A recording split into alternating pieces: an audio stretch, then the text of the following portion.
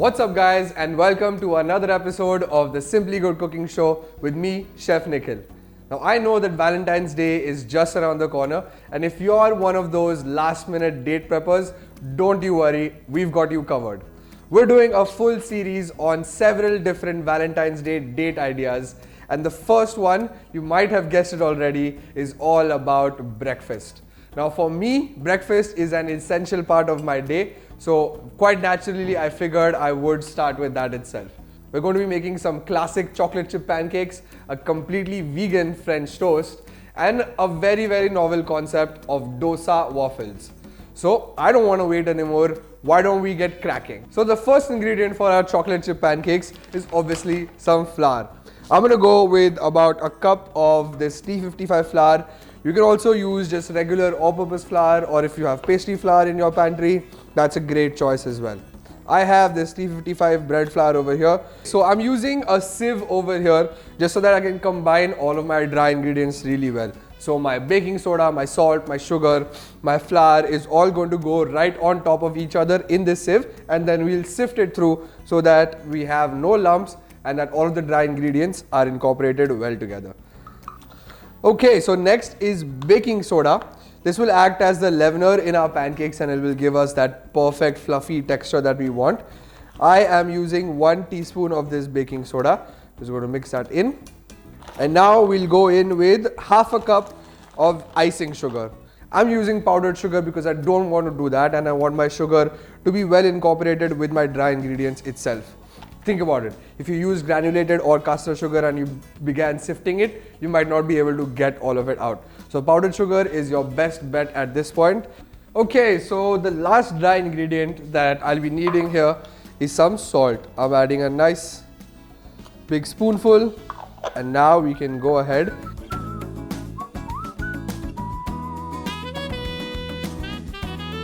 You see all of these lumps from my powdered sugar over here. This is the exact reason why we sieve our dry ingredients together. So I'm just taking my measuring cup and just like pounding it all out again. Just all of those lumps, you see there's so many of them. So now that my dry ingredients have been sifted together, we'll start working on our wet ingredients.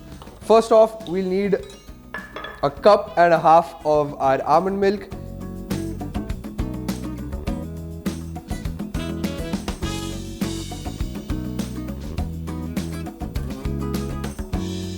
Then I'm going to add half a teaspoon of apple cider vinegar. This is going to go ahead and curdle our almond milk, because of which you get that little bit of a hint of acidity, and the acid also helps the baking soda to get activated and perfectly leaven our pancakes as well. So no more than half a teaspoon, and we'll set this aside to curdle slightly. It will take about 3 to 5 minutes. So now is the time to mix our dry ingredients with our wet ingredients. They look like they're a match made in heaven, just like you and your loved ones. So let's go. We add this into this very slowly. I'll begin whisking as soon as I'm adding, because I don't want to begin creating any lumps. Just make sure that you're whisking well, but not over mixing this, because we don't want the pancakes to be tough. So I'm just doing a few strokes, a couple whisks over here. Now I'm going to add a little bit of our vanilla extract. And that's it. This is the perfect consistency. Okay, so now is the fun part where we begin cooking our pancakes. So the first thing is that I have a non-stick pan, very important if you're making pancakes. I do have this little contraption known as a ring mold. You can go freeform with your pancakes, but I love a nice round pancake, so I'm using this guy because I have it handy. Non-stick pan, pancake batter, a little bit of vegan butter, and we're off. So I'm adding about a quarter cup of pancake mix in here, our batter. You want to hear that little bit of a sizzle in your vegan butter as well, because then it shows that your pan is at the right temperature. The real star of the show, these chocolate chip pancakes are going to go in. You add them right at this stage just so that they can sink to the bottom and you get a little bit of chocolate with each bite.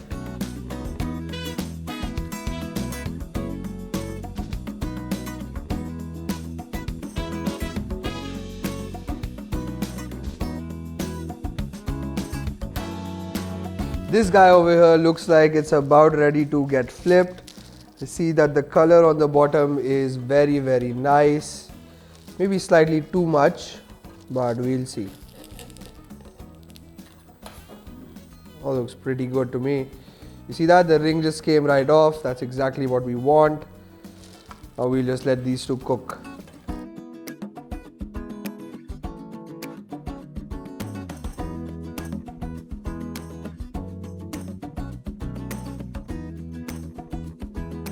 Alright folks, so the second recipe in our Valentine's Day date series is a completely vegan French toast.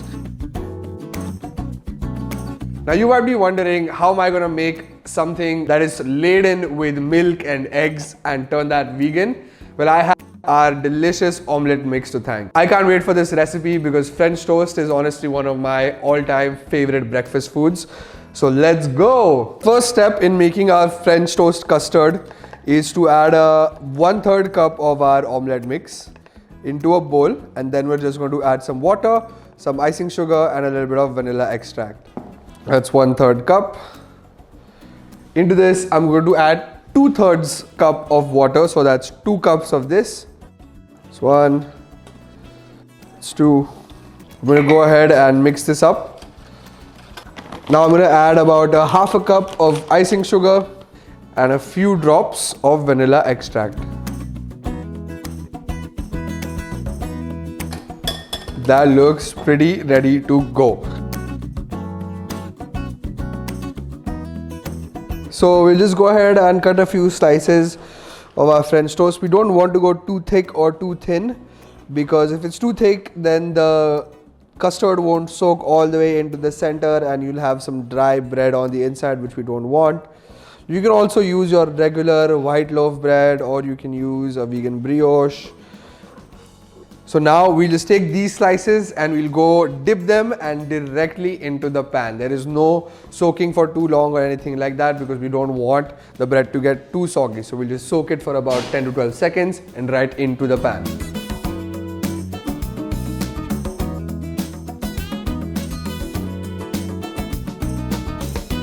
We just add a little bit of butter, because what's French toast without some vegan butter? Spread that around. We can go about 2 pieces at the same time in this guy. Just let this butter heat up completely.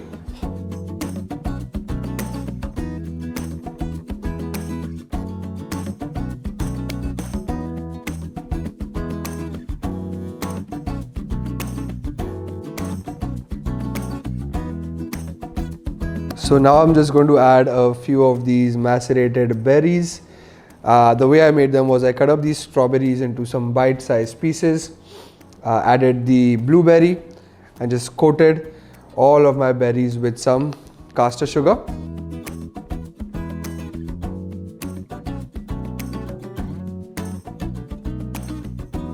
French toast is one of my absolutely favorite recipes, and when it's loaded with macerated berries like this, I honestly can't wait to just go ahead and devour this. Why don't we move on to our next recipe? That's Dosa Waffles. So let's go get it. So now that we've taken care of our morning sweet cravings with our pancakes and our French toast, it's time to go the savory route a little bit. I'm making some waffles, but not your everyday waffles. We're making Dosa Waffles. Alright, so the recipe is fairly simple. The most complicated part of this is the cooking of the waffles itself. I have about 2 cups of some day-old dosa batter. I just find that as it ferments a little bit more, it develops that flavor, and some of the moisture from the batter also evaporates, so it helps in getting that beautifully crunchy exterior. So I have about 2 cups in here. It's looking slightly too thick, so I'm just going to add a little bit of water in here to sort of give it that runny consistency. Yeah, that looks great to me. Just make sure you whisk it all really well. And into this, We'll add some chopped onion. This is about 2 whole chopped onions. I have a little bit of a medium dice in here, so this just goes right in. I like the vibrancy and color of some tomatoes, so this is about 2 whole tomatoes in here as well. And about 3 green chilies that I've thinly sliced. I'm gonna give this a quick whisk. All we need to add here is a little bit of pink Himalayan salt, the everyday essential. I'm just going to add about a little bit of a spoonful. That should be good. Then just go ahead and give this a whisk again. Make sure that the salt is completely evenly spread out throughout the entire batter. So my dosa batter is fully ready, and before I started making it, I turned my waffle iron on just so that it can heat up by the time my batter is complete. All I'm going to do now is spray it with some vegetable oil spray that I have, and off we go making a bunch of dosa waffles.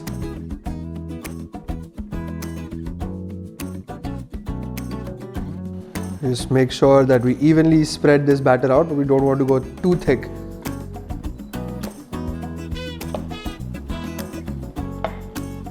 All of the fillings spread out completely.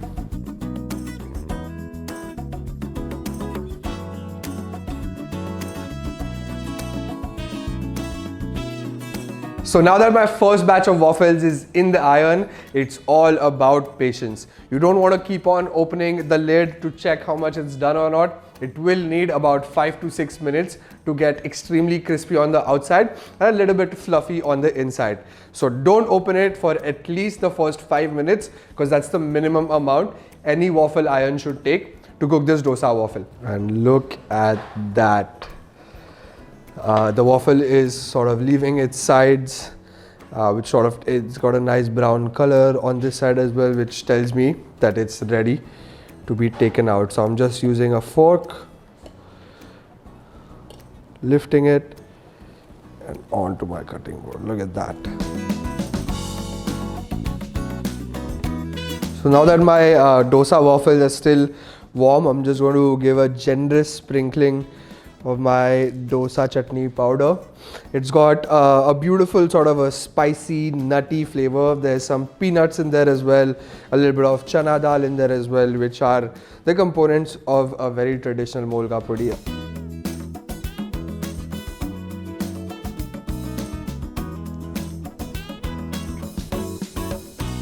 So there you have it, guys, my 3 very easy breakfast date ideas. They're funky, they're novel, they're classic, they're all in one. I have some chocolate chip pancakes, a completely vegan French toast, and some pretty crazy looking dosa waffles.